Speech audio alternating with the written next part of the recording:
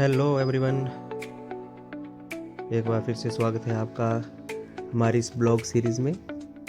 तो आज हमने एक बहुत ही अच्छी एक्टिविटी जो है वो क्लास में परफॉर्म करी है और वो एक्टिविटी थी होममेड टेलीफोन, या जिसको हम पेपर कप टेलीफोन भी कहते हैं। अब ये जो एक्सपेरिमेंट है ये बच्चों को साउंड के जो बेसिक्स हैं वो समझाने के लिए किया जाता है। ये बड़ा सिंपल सा मॉडल होता है जिसमें आप 2 पेपर कप और एक टाइट स्ट्रिंग का जो है वो यूज़ करते हैं। अब ये जो होममेड टेलीफोन है ये किस प्रिंसिपल के ऊपर काम करता है?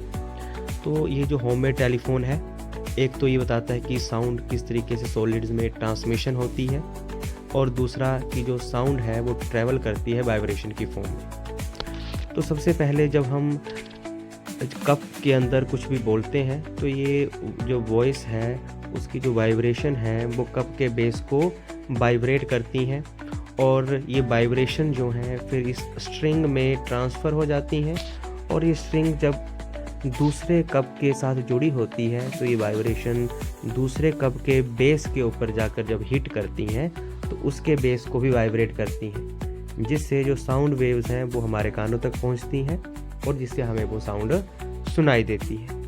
तो इस एक्सपेरिमेंट का पर्पस क्या है? तो पहला पर्पस यही है कि साउंड एक एनर्जी है जो वाइब्रेशन की फॉर्म में ट्रैवल करती है। दूसरा जो स्ट्रिंग है, जिसको सॉलिड भी आप कह सकते हैं, ये इसमें जो साउंड है वो एयर से भी फास्ट ट्रैवल करती है। और तीसरा है कि जब आप इस स्ट्रिंग को टाइट रखेंगे तो क्लियर साउंड आएगा।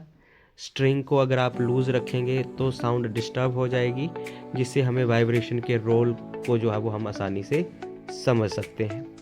ये पुराने टाइम में जो है वो जो ओल्ड टेलीफोन्स होते थे उनमें इस आइडिया के ऊपर काम किया जाता था। तो ये एक सुंदर सी एक्टिविटी थी जिसको बच्चों ने बहुत ही प्यार से जो है वो परफॉर्म किया, बड़े एक्टिवली पार्टिसिपेट किया और उनको बहुत मज़ा आया।